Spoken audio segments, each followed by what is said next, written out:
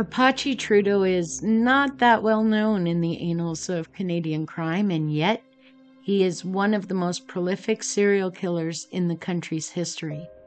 Officially the most prolific, with 43 known victims. Some would say he's not a serial killer because he was a hitman, but contracted or not, he meets the definition of serial killer in every sense of the word. He used guns, his bare hands, and bombs to take out his victims between 1970 and 1985, before being imprisoned and turning into an informant. His is the story they make movies about, not to glorify a psychopathic killer, but such as Hollywood, or Quebec at least during the 70s and the 80s.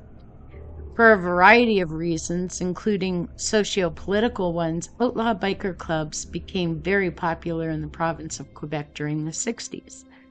By 1968, there were 350 known outlaw biker clubs. There were so many that they came into competition and conflict with one another, with clubs enlisting hits on rival club members with a regularity that made the province known as the Red Zone because of the violence. One such club was called the Popeye Moto Club, and they would eventually become the first Canadian Hells Angels chapter. They were also employed frequently by the Mafia in Montreal to perform hits for them. Yves Trudeau, for that is his real name, joined the Popeyes in 1968. By the mid-70s, there was a war for control between the Hells Angels, which Yves was a member of through the Popeyes, and the Outlaws, an American-based club that was represented in Quebec through the Satan's Choice Club. This led to a biker war for control of the lucrative chemical drug market, and Trudeau became the primary assassin for the Popeyes during that conflict. Popeye's success in this conflict led to a patchover to a Hells Angels club with Trudeau as a founding member. Eventually, another war would break out between the Hells Angels and the Outlaws, and Trudeau very effectively killed the majority of a chapter of Outlaws.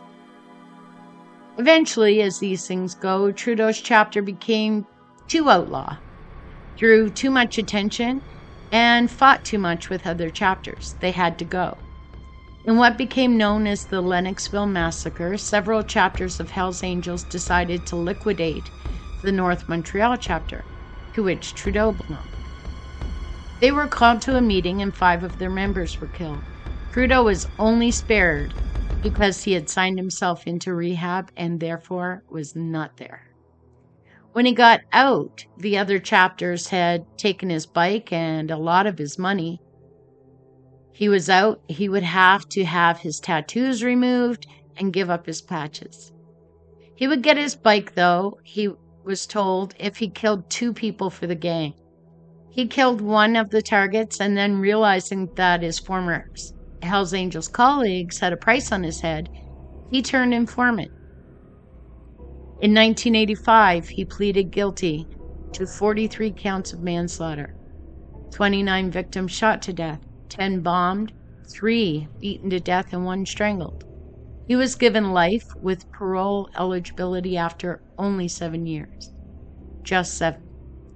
In exchange, he testified in 40 murder cases and 15 attempted murders. He was also paid $40,000 over 4 years and given another $35 a week for cigarettes. In part due to his testimony, 42 fellow bikers would find themselves in prison. He was paroled in 1994 and given a new identity, Denis Cote.